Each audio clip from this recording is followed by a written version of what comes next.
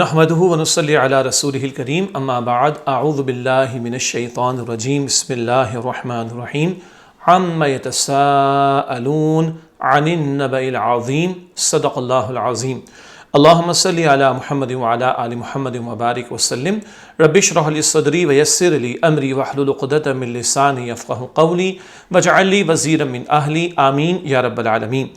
عزیز طلباء و طالبات محترم حضرات و خواتین، السلام علیکم ورحمۃ اللہ وبرکاتہ۔ رب العالمین کی توفیق سے دل فاؤنڈیشن کے زیر اہتمام مطالعہ قرآن حکیم برائے طلباء و طالبات کا حصہ دوم یعنی پارٹ 2 کا آن لائن کورس کا سلسلہ جاری ہے، اور لیسن پلان کے مطابق اب ہم قرآن حکیم کے آخری پارے کی صورتوں کا مطالعہ شروع کر رہے ہیں۔ آج انشاءاللہ تعالی ہمارا لیسن پلان کے مطابق جو کلاس کا نمبر ہے، لیسن کا نمبر ہے، وہ 47 ہے، لیسن نمبر 47 یعنی 47، اور آج انشاءاللہ ہم سورۃ النبا کا مطالعہ کریں گے جو قرآن حکیم کے آخری پارے کی پہلی سورہ ہے۔ مزید یہ کہ اس کے شان نزول اور تعارف کا مطالعہ کریں گے، سورت کا ترجمہ بھی ہمارے سامنے آئے گا، اور علم و عمل کی باتیں بھی ہم سمجھیں گے۔ تو کلاس تھوڑی سی آج ہماری امکان ہے کہ طویل ہو، کیونکہ ایک ہی لیسن میں ہم چاہتے ہیں کہ ایک سورت کا مطالعہ کسی درجے میں مکمل ہو سکے۔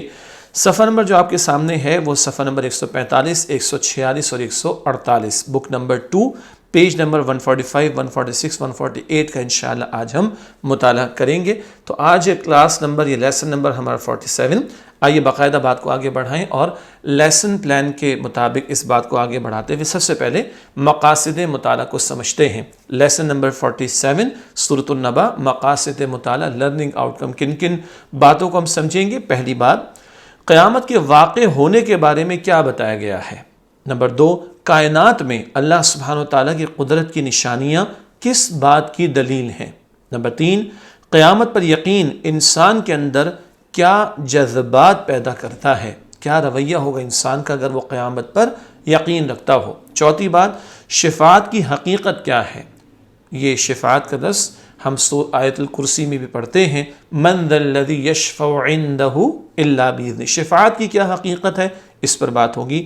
اور نمبر 5 یہ کہ سور پھونکنے سے کیا مراد ہے۔ سور پھونکنے کے الفاظ ہم نے بچپن سے پڑھے ہوئے ہیں، تو سور پھونکنے سے مراد کیا ہے، اس پر بھی بات ہوگی انشاءاللہ۔ اب کیونکہ ہم صورتوں کا مطالعہ کر رہے ہیں تو ایک اور پہلو ربط صورت کا بھی آپ کے سامنے رکھیں گے۔ بک 2 میں پہلے بھی ہم پڑھ چکے ہیں، سورۃ الضحیٰ، پھر سورہ انشراح، یہ آخری صورتیں کچھ ہم نے پہلے پڑھی تھیں پارٹ 2 میں ہی، ان کا ربط صورت ہمارے سامنے آیا تھا، آپ کو یاد ہے۔ تو اب آئیے سورہ نبا کا اس سے پچھلی صورت کے ساتھ ربط کیا ہے۔ پچھلی صورت سے ہماری مراد قرآن کی ترتیب کے مطابق 29 پارے کی آخری صورت سورۃ المرسلات، اور آخری پارے 30 پارے کی پہلی صورت جس کا آج ہم مطالعہ کریں سورہ نبا، ان دونوں کا باہمی ربط۔ اس سے پہلی سورت سورۃ المرسلات میں ان لوگوں کی تردید کی گئی ہے جو قیامت کو جھٹلاتے ہیں۔ سورۃ النبا میں بتایا گیا ہے کہ قیامت کا انکار کرنے والوں اور اس کے بارے میں شک و شبہ میں پڑنے والوں کو ان قریب اس کی حقیقت کا علم ہو جائے گا۔ سورۃ المرسلات میں روز قیامت کو جھٹلانے والوں کے لیے ہلاکت و تباہی سے ڈرایا گیا ہے۔ سورۃ النبا میں سرکش و نافرمان لوگوں کا ٹھکانہ جہنم بتایا گیا ہے۔ مزید ربط یہ ہے کہ سورۃ المرسلات اور سورۃ النبا دونوں میں متقین یعنی پرہیزگاروں کے لیے جنت کی ابدی نعمتوں کا ذکر فرمایا گیا ہے، ابدی ہمیشہ رہنے والی۔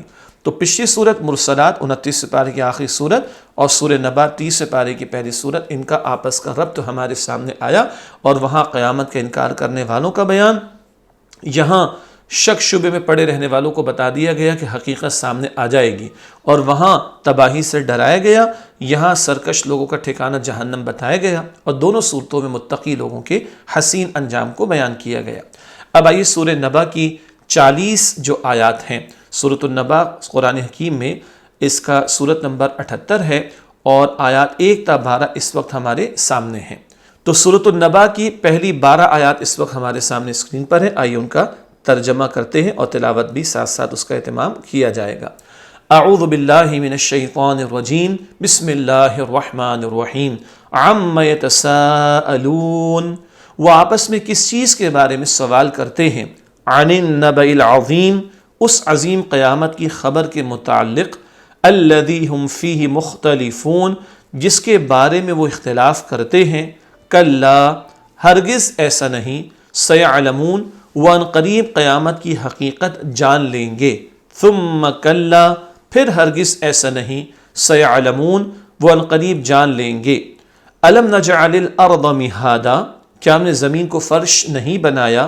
والجبال، اور پہاڑوں کو. اوتادا، زمین میں گڑی ہوئی میخیں نہیں بنایا. میخوں کی تفصیل آگے آ جائے گی انشاءاللہ. وخلقناکم ازواجا، اور ہم نے تمہیں مرد و عورت کے جوڑوں کی شکل میں پیدا فرمایا. وجعلنا نومکم سباتا، اور ہم نے تمہاری نیند کو آرام کا ذریعہ بنایا. وجعلنا اللیل لباسا، اور ہم نے رات کو ڈھانپنے والا پردہ بنایا. وجعلنا النہار معاشا، اور ہم نے دن کو روزگار کا وقت بنایا. وبنینا فوقکم سبعا شدادا، اور ہم نے تمہارے اوپر 7 مضبوط آسمان بنائے. وجعلنا سراجا وہاجا، اور ہم نے ایک روشن چراغ یعنی سورج بنایا. سورہ نبا ہی جاری ہے، آیات 13 تا 28. وانزلنا من المعصرات، اور ہم نے بادلوں سے نازل فرمایا. ماء ثجاجا، خوب برسنے والا پانی. لنخرج به، تاکہ ہم اس کے ذریعے نکالیں. حبا ونباتا، اناج اور سبزہ. وجنات الفافا، اور گھنے باغات. ان یوم الفصل کان میقاتا، بے شک فیصلے کے دن کا ایک مقررہ وقت ہے. یوم ینفخ فی الصور، جس دن سور میں پھونکا جائے گا. فتأتون افواجا، تو تم سب فوج در فوج چلے آؤ گے. وفتحت السماء، اور آسمان کھولا جائے گا. فکانت ابوابا، تو وہ دروازے ہی دروازے ہو جائے گا. وسیرت الجبال، اور پہاڑ چلائے جائیں گے. فکانت سرابا، تو وہ ریت کی طرح سراب ہو جائیں گے. ان جہنم کانت مرصادا، بے شک جہنم گھات میں ہے. للطاغین مآبا، وہ سرکشوں کے لیے ٹھکانہ ہے. لابثین فیہا احقابا، وہ اس میں مدتوں پڑے رہیں گے. لا یذوقون فیہا بردا، نہ وہ اس میں کسی ٹھنڈک کا مزہ چکھیں گے. ولا شرابا، اور نہ کسی پینے کی چیز کا. الا حمیما وغساقا، سوائے کھولتے پانی اور بہتی پیپ کے.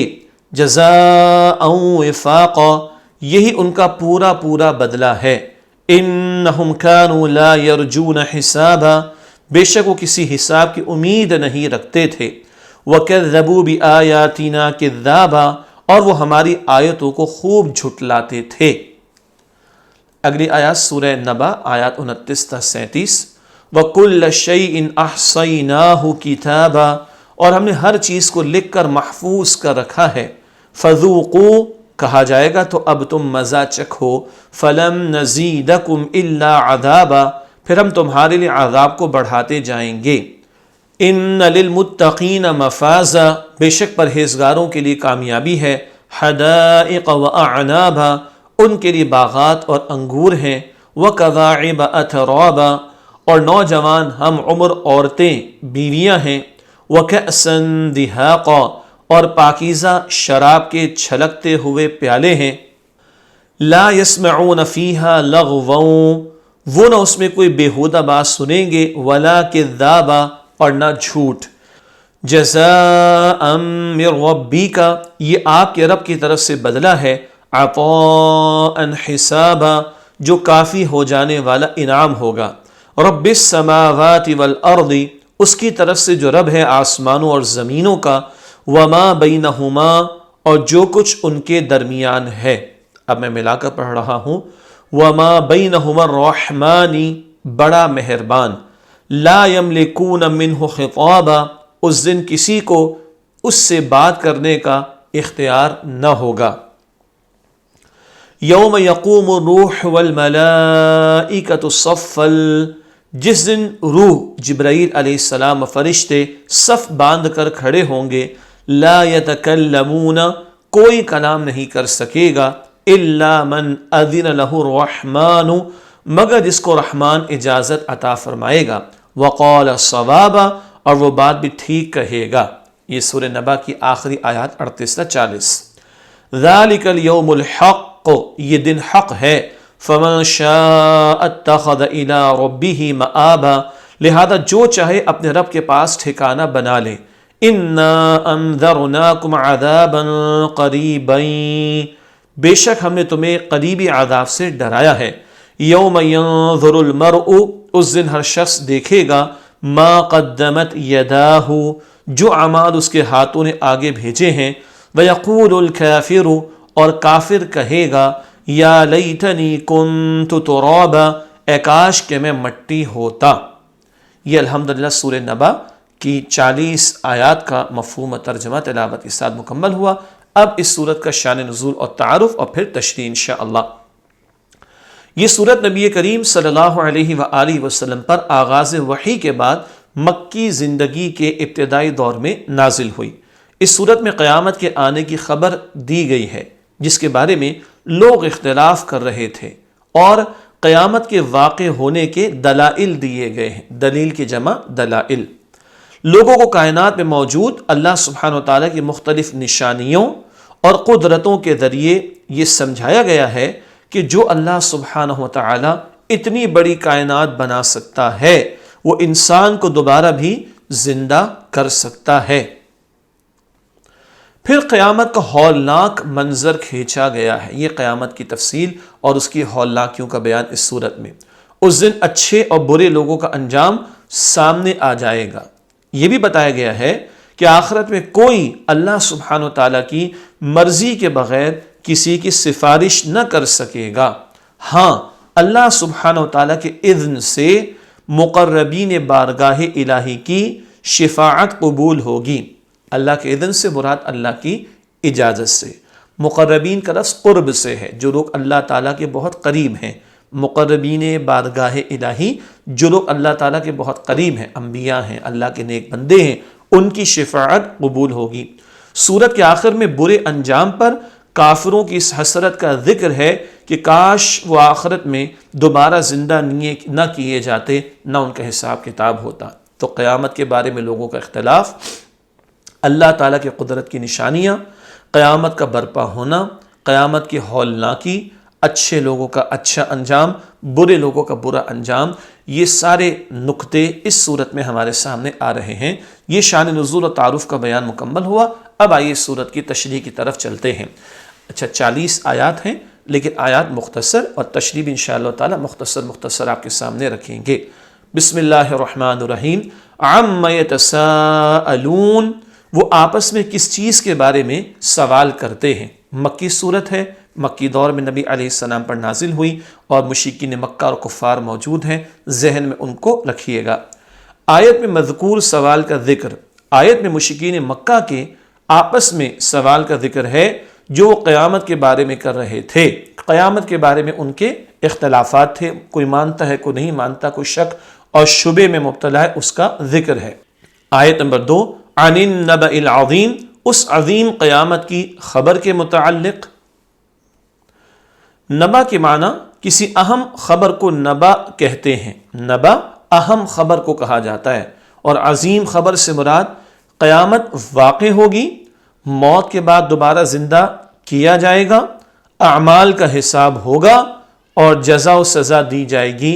یہ تو ہو کر رہے گا معاملہ، اس میں کوئی شک اور شبہ نہیں۔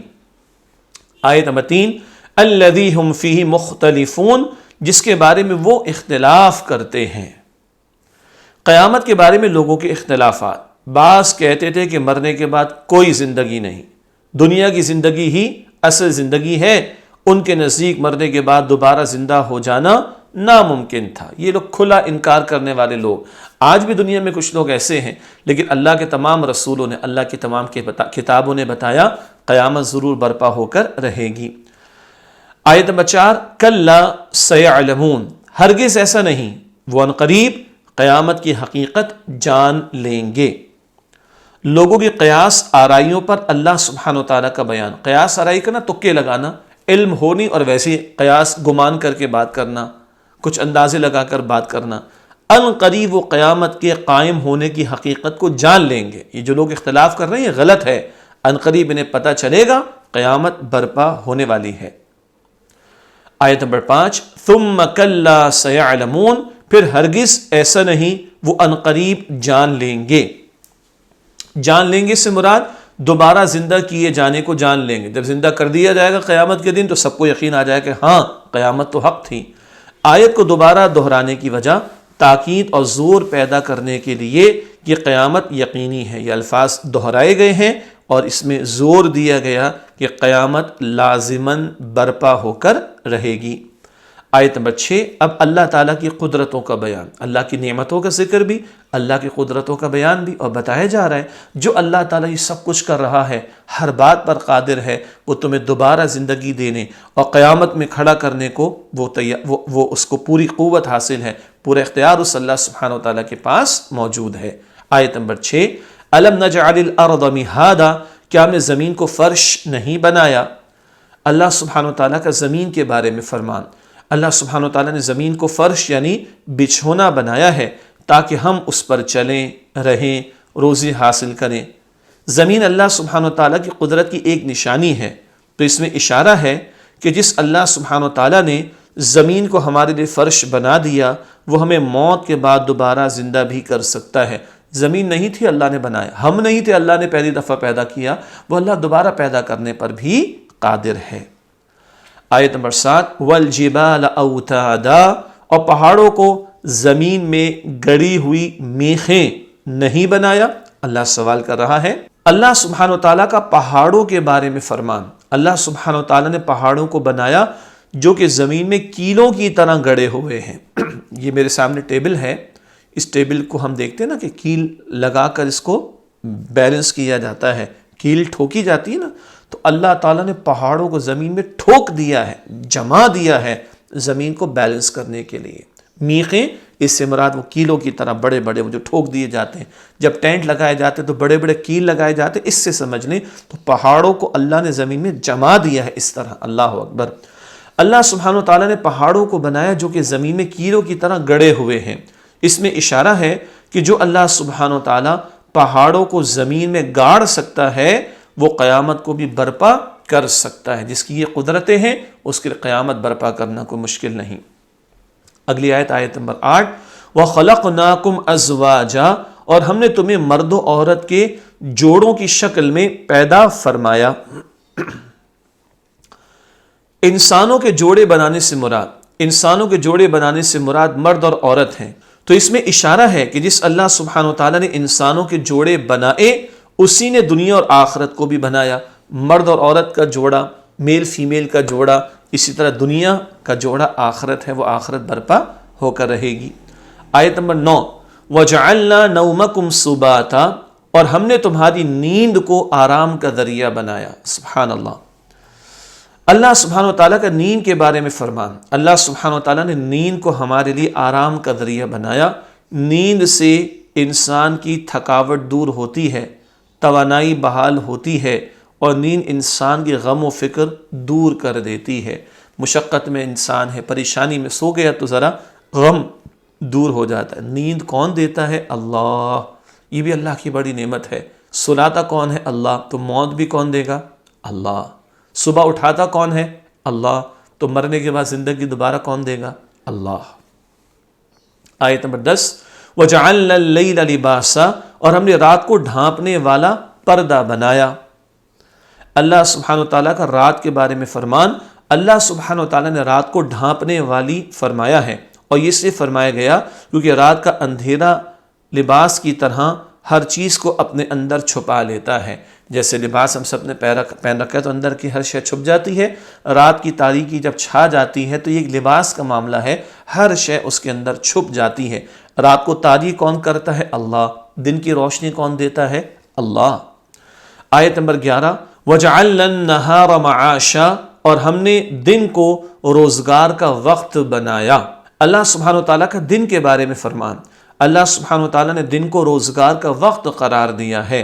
اس کی وجہ یہ ہے کہ دن میں چہل پہل اور رونق ہوتی ہے، اور انسان اپنی ضرورتوں کو پورا کرنے میں لگا ہوتا ہے۔ سورج کی روشنی آج بھی ساری دنیا استعمال کر رہی ہے۔ ڈے لائٹ میں، دن کی روشنی میں جو کام کاج ہو جاتا ہے رات میں اس طرح نہیں ہو پاتا، تو یہ دن کو روزگار کا، معاش کا، کمانے کا، محنت کرنے کا ایک ذریعہ بھی بنا دیا۔ آیت نمبر 12 وَبَنَيْنَا فَوْقَكُمْ سَبْعًا شِدَادًا، اور ہم نے تمہارے اوپر 7 مضبوط آسمان بنائے۔ 7 مضبوط سے مراد 7 آسمان ہیں، کیونکہ 7 آسمان مضبوط چھت کی طرح اس کائنات کو گھیرے ہوئے ہیں۔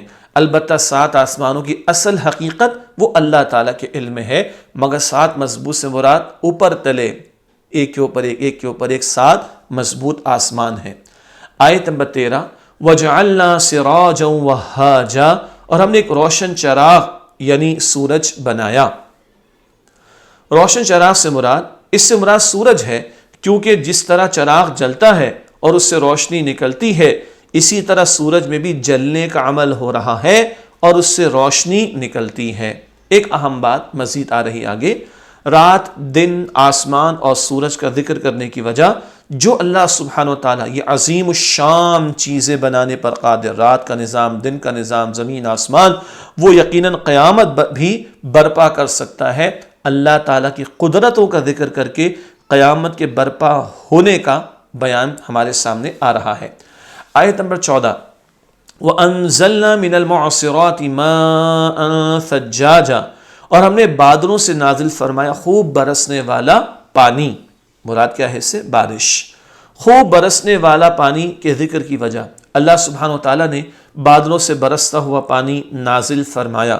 اس میں اشارہ ہے کہ جو اللہ سبحانہ وتعالیٰ پانی کے بخارات بننے کے بعد دوبارہ بادلوں سے پانی بنا کر برسا سکتا ہے، وہ انسان کو مرنے کے بعد دوبارہ زندہ بھی کر سکتا ہے۔ سمندر سے بخارات اٹھتے ہیں، اوپر بادل بنتے ہیں، زمین پر پانی برستا ہے بارش کی صورت میں، پھر بخارات بنتے ہیں، وہ اوپر جاتے، پھر اللہ برساتا ہے۔ جو اللہ اس پانی کو جمع کر کے برسا رہا ہے، وہ انسان کو مرنے کے بعد دوبارہ زندگی دینے پر قادر۔ مردہ زمین کو اللہ بارش برسا کر زندگی دیتا ہے، انسان کے مر جانے کے بعد بھی اسے اللہ دوبارہ زندہ فرمائے گا۔ آیت نمبر 15 لِنُخْرِجَ بِهِ حَبًّا وَنَبَاتًا، تاکہ ہم اس کے ذریعے نکالیں اناج اور سبزہ۔ بارش سے حاصل ہونے والے فوائد کا ذکر، اناج اور سبزہ جو پانی پڑنے پر زمین سے حاصل ہوتا ہے، یہ فصلیں، یہ کھیت میں اگنے والی فصلیں، پھر یہ باغات میں ہمیں ملنے والے پھل، یہ سارا کچھ کس کی عطا کا معاملہ؟ اللہ سبحانہ وتعالیٰ کی۔ آیت نمبر 16 وَجَنَّاتٍ أَلْفَافًا، اور گھنے باغات۔ بارش سے حاصل ہونے والے مزید فوائد کا ذکر، بارش کے ذریعے گھنے باغات اگنے کا ذکر ہے۔ اللہ بارش برسا کر زمین کو فصلیں عطا کرتا ہے، باغات عطا کرتا ہے، یہ سب کون دے رہا ہے؟ اللہ۔ اتنی ساری آیات جو ابھی ہم نے پڑھی، ان پر ایک اور نقطہ، آیات 6 تا 16 میں اللہ سبحانہ وتعالیٰ کا اپنی قدرت کے مظاہر بیان فرمانے کی وجہ، یہ سارے مظاہر، یہ جو کچھ نظر آ رہا ہے اللہ تعالیٰ کی قدرت کے نظارے ہیں، اس کی حکمت کیا ہے؟ تاکہ یہ بات واضح ہو جائے کہ اتنی قدرت رکھنے والا اللہ سبحانہ وتعالیٰ اس کی طاقت رکھتا ہے کہ وہ یقیناً قیامت قائم کرے گا اور انسان کو زندہ کر کے اس کا حساب لے گا۔ اللہ تعالیٰ ہم سب کے حساب کو آسان فرمائے۔ آیت نمبر 17 ان یوم الفصل کان میقاتا، بے شک فیصلے کے دن کا ایک مقررہ وقت ہے۔ فیصلے کے دن سے اس سے مراد قیامت کا دن ہے، جب اللہ سبحانہ وتعالیٰ تمام معاملات کے فیصلے فرما دے گا۔ وہ ایک مقررہ دن ہے جس کا حتمی علم اللہ سبحانہ وتعالیٰ کو ہے۔ سارے فیصلے اصل میں آخرت میں ہونے اور اس قیامت کے دن ہونے جس کا علم اللہ سبحانہ وتعالیٰ کے پاس۔ آیت نمبر 18 یوم ینفخ فی الصور فتأتون افواجا، جس دن سور میں پھونکا جائے گا تو تم سب فوج در فوج چلے آؤ گے۔ قیامت کے دن کے احوال کا بیان، اس دن سور میں پھونکا جائے گا اور لوگ آئیں گے فوج در فوج، سب اپنی قبروں سے اٹھا کر کھڑا کر دیے جائیں گے، اور کوئی قبر میں نہیں بھی سوال آتا ہے تو اللہ اس کو بھی کھڑا کر دے گا، جمع کر دے گا قیامت کے دن۔ سور مراد کیا ہے اس سے؟ بگل، یعنی سینگ کی طرح کی کوئی چیز جس میں پھونکا جائے گا۔ حضرت اسرافیل علیہ السلام سور پھونکیں گے۔ یہ تو بچپن سے ہمیں فرشتوں کے بارے میں چند باتیں معلوم ہے، تو سور کون پھونکیں گے؟ حضرت اسرافیل علیہ السلام۔ تو یہ سور میں پھونکنا کہ یہ بگل ہوگا، سینگ ہوتی ہے نا، ایک طرف سے پتلی دوسری طرف سے موٹی، تو اس میں پھونک ماری جائے گی، ایسی کوئی شکل ہوگی۔ اصل بات اللہ کے علم میں ہے، اور اسرافیل علیہ السلام سور پھونکیں گے۔ سور پھونکے جانے کی اقسام عموماً 2 قسمیں بیان کی گئی ہیں۔ ایک کو کہتے ہیں نفخۃ الاولی، یعنی پہلا سور پھونکنا کہ جس پر تمام عالم فنا ہو جائے گا، یہ دنیا ختم۔ نمبر 2 نفخۃ الاخری، یعنی دوسرا سور پھونکنا قیامت کے دن جس پر تمام عالم دوبارہ زندہ و قائم ہو جائے گا۔ تو ایک مرتبہ سور پھونکا جائے گا، سارا عالم تمام اور ختم، اور دوسرا سور پھونکا جائے گا تو قیامت کے دن تمام عالم کے لوگوں کو دوبارہ کھڑا کر دیا جائے گا۔ عام طور پر یہ 2 قسمیں سور پھونکنے کی بیان کی گئی ہیں۔ گروہ گروہ ہونے سے مراد، یہ فوج در فوج آنے سے مراد مؤمنین کا گروہ، کفار کا گروہ، یا مختلف امتوں کے الگ الگ گروہ۔ یہ جو فوج در فوج، گروہ در گروہ لوگ آئیں گے تو ایمان والے الگ، کفار الگ، اور مختلف امتوں کے الگ الگ گروہ، یہ سب اس سے مراد لیا گیا۔ آیت نمبر 19 وَفُتِحَتِ السَّمَاءُ فَكَانَتْ أَبْوَابًا، اور آسمان کھولا جائے گا تو وہ دروازے ہی دروازے ہو جائے گا۔ قیامت کے دن کے حال کا بیان، آسمان دروازے دروازے ہو جائے گا۔ یہ آیت متشابہات میں سے ہے۔ متشابہات کا مطلب جن کا اصل مفہوم ہمارے علم میں نہیں۔ اللہ کی کرسی کیسی ہے، جنت کیسی ہے، ہمارا ایمان ہے، مگر اس کی کیفیت ہمیں پتہ نہیں، یہ سب متشابہات کہلاتے ہیں۔ یعنی اس کے حقیقی معنی اللہ سبحانہ و تعالیٰ اور اس کے بتانے سے اس کے رسول صلی اللہ علیہ وآلہ وسلم جانتے ہیں۔ یہ اللہ سبحانہ و تعالیٰ اور اس کے رسول علیہ السلام کے درمیان ایک راز ہے۔ آج آسمان بہت مضبوط لگتا ہے اور اس میں کوئی شگاف نظر نہیں آتا، لیکن قیامت کے دن آسمان کھول دیا جائے گا۔ اللہ اکبر۔ آیت نمبر 20 وَسُيِّرَتِ الْجِبَالُ فَكَانَتْ سَرَابًا، اور پہاڑ چلائے جائیں گے تو وہ ریت کی طرح سراب ہو جائیں گے۔ آیت نمبر 20 ہے قیامت کے دن کے حال کا مزید بیان، کیا کچھ ہوگا اس دن۔ پہاڑ چمکتی ہوئی ریت کی طرح اڑ رہے ہوں گے۔ آج یہ بڑے بڑے پہاڑ، کل اللہ ان کو تباہ کر دے گا، ریزہ ریزہ کر دے گا، اور یہ چمکتی ہوئی ریت کی طرح اڑ رہے ہوں گے۔ اندازہ کرے کیا کیفیت اس پورے عالم پر طاری ہوگی۔ آیت نمبر 21 ان جہنم کانت مرصادا، بے شک جہنم گھات میں ہے۔ جہنم کی ہولناکی کا بیان، جہنم مجرموں کے انتظار میں گھات لگائے ہوئے ہے، جیسے شکاری شکار پر جھپٹنے کے لیے تیار ہوتا ہے۔ جہنم بھی تیار ہے کہ جیسے جہنمی آئے تو ان کو عذاب دے۔ اللہ تعالی ہم سب کو جہنم کی آگ سے محفوظ فرمائے۔ آیت نمبر 22 للطاغین مآبا، وہ سرکشوں کے لیے ٹھکانہ ہے، یعنی جہنم۔ جہنم کا ٹھکانہ، جہنم سرکشوں نافرمانوں کا ٹھکانہ ہے۔ طاغین سے ایک مراد طاغین کا لفظ آیا، سرکشی و نافرمانی میں حد سے گزرنے والوں کو طاغین کہا جاتا ہے۔ طغیانی کہتے ہیں نا، حد سے دریا بڑھ جائے تو طغیانی آ جاتی ہے، اسی طرح طاغین سرکشی اور نافرمانی میں حد سے گزر جانے والے۔ آیت نمبر 23 لابثین فیہا احقابا، وہ اس میں مدتوں پڑے رہیں گے۔ مجرمین کے جہنم میں رہنے کا عرصہ، وہ لمبے عرصے تک جہنم میں رہیں گے۔ حقبہ کا مفہوم ہے طویل مدت یا زمانہ دراز کو حقبہ کہا جاتا ہے، مدتوں پڑے رہنے کو یہ حقبہ کہا جاتا ہے۔ آیت نمبر 24 لا یذوقون فیہا بردا ولا شرابا، نہ وہ اس میں کسی ٹھنڈک کا مزہ چکھیں گے اور نہ کسی پینے کی چیز کا۔ جہنم میں مجرموں کی کیفیت، نہ وہاں ٹھنڈک کا مزہ ہوگا اور نہ پینے کے لیے انہیں کچھ ملے گا۔ یہ سختیاں ہیں اہل جہنم کی۔ آیت نمبر 25 الا حمیما وغساقا، سوائے کھولتے پانی اور بہتی پیپ کے۔ استغفر اللہ۔ جہنم میں مجرموں کے لیے مزید سزا کا بیان، جہنمیوں کے لیے کھولتا ہوا پانی اور پیپ ہوگی، کھولتا پانی پینا پڑے گا، پیپ پینے پڑے گی۔ استغفر اللہ، کراہیت آتی ہے، شدید ترین عذاب ہوگا جو اہل جہنم کو دیا جائے گا۔ آیت نمبر 26 جزاء وفاقا، یہی ان کا پورا پورا بدلہ ہے۔ آیت میں جہنمیوں پر تبصرہ، آیت میں بتایا گیا ہے کہ یہی ان کا پورا پورا بدلہ ہے۔ اگر یہ سوال کیا جائے کہ کیا جہنمیوں کے ساتھ زیادتی و ظلم کیا جائے گا تو جواب ہوگا نہیں، یہ ان کے برے اعمال اور غلط عقائد کا پورا پورا بدلہ ہوگا جو انہیں دیا جائے گا۔ اللہ اکبر، غلط اعمال اور غلط عقائد کا پورا پورا بدلہ دیا جائے گا۔ آیت نمبر 27 انہم کانوا لا یرجون حسابا، بے شک وہ کسی حساب کی امید نہیں رکھتے تھے۔ جہنم میں لے جانے والے جرائم، حساب کی توقع نہ رکھنا اور اللہ سبحانہ و تعالیٰ کی نافرمانی میں من چاہی زندگی گزارنا، مرنے کو ہی بھلا دینا، قیامت کو ہی بھلا دینا، اور من چاہی زندگی گزارنا، رب چاہی نہیں، اللہ کی نہ ماننا، میری مرضی چلانا، یہ ہیں جرائم جہنم والوں کے۔ آیت نمبر 28 وَكَذَّبُوا بِآيَاتِنَا كِذَّابًا، اور وہ ہماری آیتوں کو خوب جھٹلاتے تھے۔ جہنم میں لے جانے والے اسباب اللہ سبحانہ و تعالیٰ کی آیتوں کو جھٹلانا۔ اللہ سبحانہ و تعالیٰ کی آیات کو جھٹلانے سے مراد کیا ہے؟ جھٹلانے کے معنی ہے بات نہ ماننا، پیغمبر کی دعوت قبول نہیں کی، حق کی دعوت قبول نہیں کی، رد کر دیا، جھٹلا دیا، تو ٹھکانہ جہنم میں۔ لیکن ایک اہم نقطہ ہم سب کے حوالے سے بھی نوٹ کیجئے گا، جھٹلانے کی دو اقسام۔ نمبر ایک، قولاً جھٹلانا یعنی زبان سے، یعنی مسلمات دین میں تسلیم شدہ جو باتیں ہیں لوگوں کے ہاں، تسلیم شدہ باتیں دین کی، توحید، رسالت، ارکان اسلام وغیرہ کا زبان سے انکار کرنا، مثلا نماز کے فرض ہونے کا انکار کرنا، یہ تو پکا کھلا کفر ہے۔ توحید کا انکار کر دے، رسالت کا انکار کر دے، آخرت کا انکار کر دے، نماز، زکوٰۃ، روزہ، حج، بڑے بنیادی احکام کا انکار کر دے، تو یہ تو کھلا کافر ہے، یہ تو ہوا پکا کافر۔ ہمیں کیا خطرہ ہے؟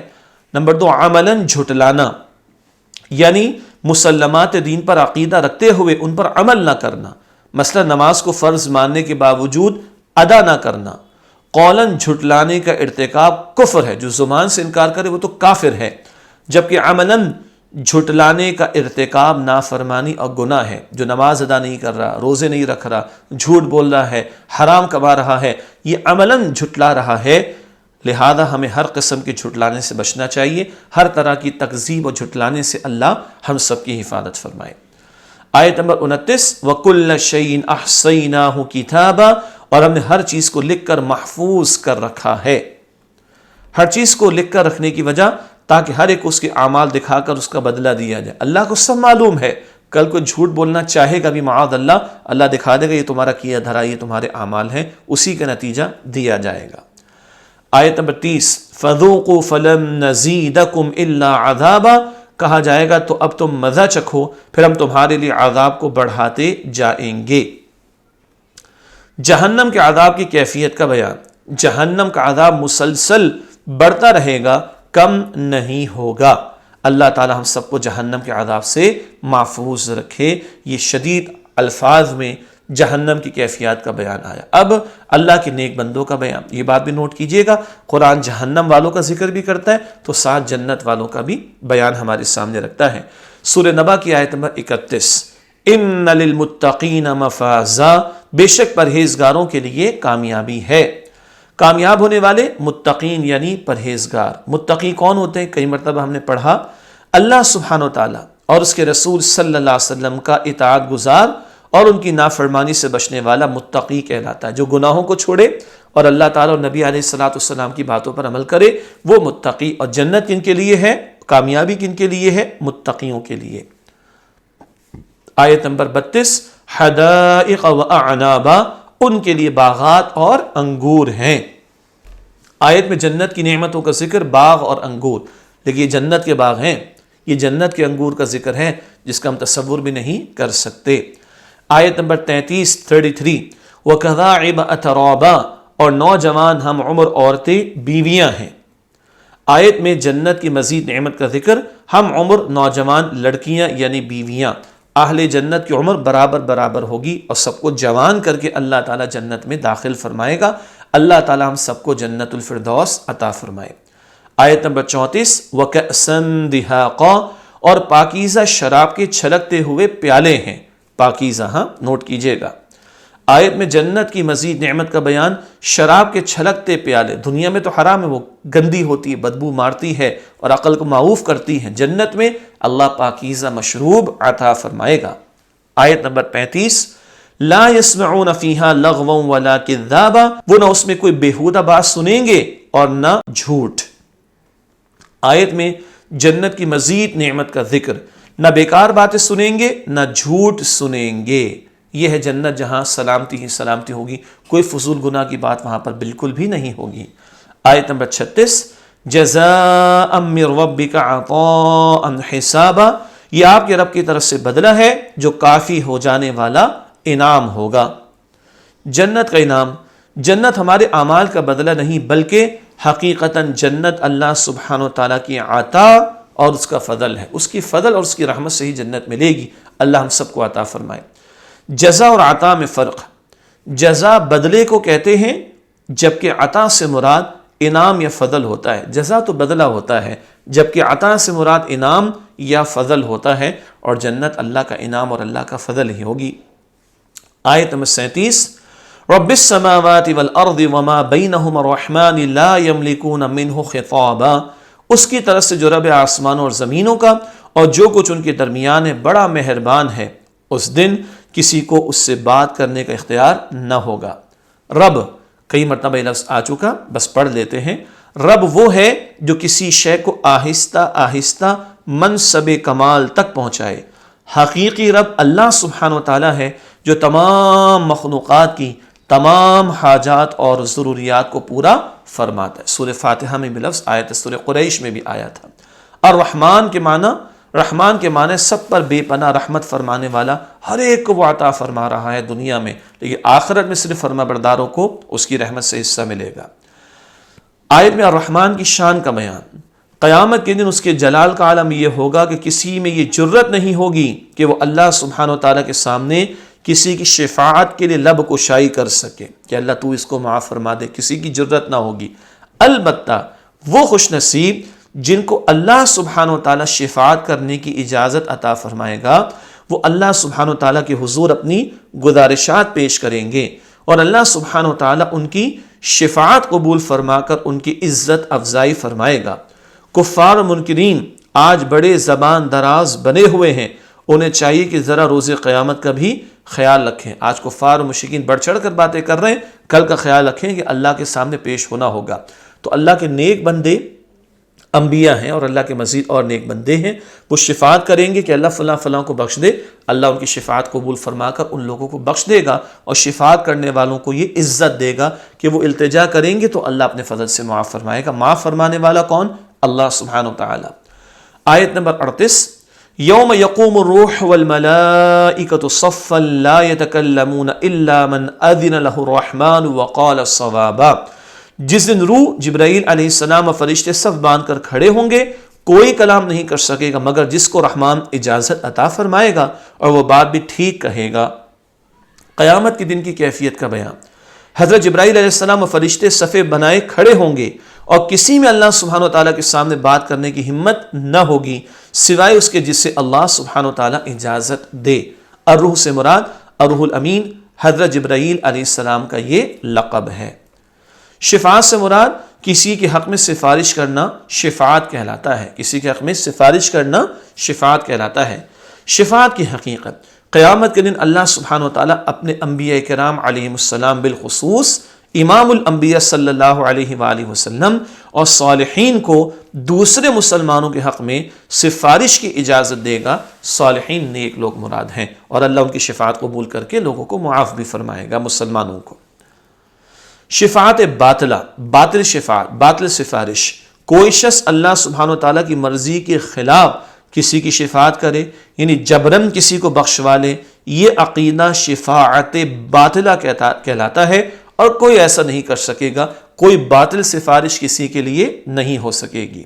آیت نمبر 39 ذَلِكَ الْيَوْمُ الْحَقُّ فَمَنْ شَاءَ اتَّخَذَ إِلَىٰ رَبِّهِ مَآبًا، یہ دن حق ہے، لہذا جو چاہے اپنے رب کے پاس ٹھکانہ بنا لے۔ آیت میں لوگوں کو نصیحت، قیامت یقینی ہے، ہمیں آخرت میں کامیابی کی تیاری کرنی چاہیے۔ اپنے رب کے پاس ٹھکانہ بنانے سے مراد ایمان اور نیک اعمال کے ذریعے اللہ سبحانہ وتعالیٰ کو راضی کر کے جنت حاصل کرنا۔ اللہ ہمیں کل کی تیاری کی توفیق دے اور جنت میں پہنچ جائیں، اللہ ہم سے راضی ہو جائے، اس کو اپنی فکر بنانا چاہیے۔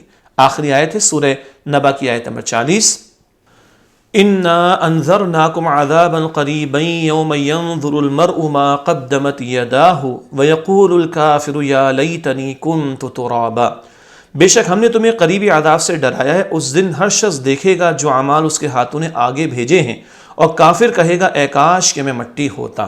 یہ آخری آیت کا ترجمہ۔ قریبی عذاب سے مراد جلد آنے والی آخرت یعنی قیامت کے دن کا عذاب ہے۔ قیامت کے دن ہر شخص کے حال کا بیان۔ قیامت کے دن ہر شخص اپنے اچھے و برے سب اعمال دیکھے گا جو اس نے آگے بھیجے۔ قیامت کے دن کافر کی تمنا کیا حسرت ہوگی اس کی۔ جہنم کے ہولناک عذاب کو دیکھ کر کافر تمنا کرے گا کہ کاش میں مٹی ہوتا، یعنی مرنے کے بعد دوبارہ نہ زندہ کیا جاتا۔ اس حسرت کا کوئی فائدہ نہیں، آج ہے مہلت زندگی کی، فائدہ اٹھا کر کل کی ہمیشہ کی زندگی کی تیاری کرنی چاہیے۔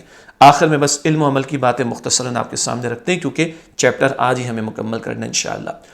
نمبر 1، ہمیں لازماً قیامت کے دن دوبارہ زندہ کیا جائے گا، سورہ نبا آیات 1 تا 5۔ نمبر 2، اللہ سبحانہ وتعالیٰ نے نیند کو آرام و سکون، رات کو ڈھانپنے والا پردہ اور دن کو روزی حاصل کرنے کا وقت بنایا ہے، سورہ نبا آیات 9 تا 11۔ آسان باتیں۔ نمبر 3، یہ کائنات اللہ سبحانہ وتعالیٰ کی قدرت کی نشانی ہے اور اس بات پر دلیل ہے کہ اللہ سبحانہ وتعالیٰ کے لیے قیامت قائم کرنا بہت آسان ہے، آیات 6 تا 16۔ نمبر 4، ہمارے اعمال محفوظ ہیں اور قیامت کے دن ان کا نتیجہ ضرور نکلے گا، آیات 17، 18 اور 29۔ نمبر 5، دنیا میں اللہ سبحانہ وتعالیٰ اور اس کے رسول صلی اللہ علیہ وسلم کی نافرمانی کرنے والے آخرت میں ناکام ہوں گے، آیات 21 تا 30۔ نمبر 6، آخرت کے حساب کی فکر نہ کرنا اور اللہ سبحانہ وتعالیٰ کی آیات کو جھٹلانا جہنم میں لے جانے والے اعمال ہیں، سورہ نبا کی آیات 27، 28۔ اللہ ہم سب کی حفاظت فرمائے۔ 7واں نقطہ، دنیا میں اللہ سبحانہ وتعالیٰ اور اس کے رسول صلی اللہ علیہ وسلم کی فرمانبرداری کرنے والے آخرت میں کامیاب ہوں گے، سورہ نبا آیات 31 تا 36۔ اللہ تعالیٰ ہمیں ان میں شامل فرمائے۔ علم و عمل کی باتوں کے حوالے سے 8واں نقطہ، اللہ سبحانہ وتعالیٰ جنہیں اذن عطا فرمائے گا وہ شفاعت کریں گے، آیت نمبر 38، اذن اجازت دینا۔ نمبر 9، قیامت پر یقین انسان میں نیکی کرنے اور گناہ سے بچنے کا جذبہ پیدا کرتا ہے۔ آخرت کا یقین ہوگا، نیکی میں آگے بڑھے گا بندہ، گناہوں سے بچے گا، سورہ نبا کی آیت نمبر 40۔ اور 10واں اور آخری نقطہ، کفار اپنے عبرت ناک انجام اور عذاب کو دیکھ کر یہ حسرت کر رہے ہوں گے کہ کاش ہم اس سے پہلے مٹی ہو جاتے تو بہتر تھا، یعنی ہماری زندگی دوبارہ نہ دی جاتی۔ یہ آیت نمبر 40 میں ذکر آیا۔ الحمدللہ طویل سورت سورہ نبا اور اس کی علم و عمل کی باتوں کا بیان ایک ہی نشست میں مکمل ہوا، بس تھوڑا سا آپ کو ایثار کرنا ہوگا تاکہ ایک ایک لیسن میں ایک سورت ہم مکمل کر سکیں۔ اگلے لیسن میں انشاءاللہ آپ سے ملاقات ہوتی ہے۔ وآخر دعوانا الحمدللہ رب العالمین، والسلام علیکم ورحمۃ اللہ وبرکاتہ۔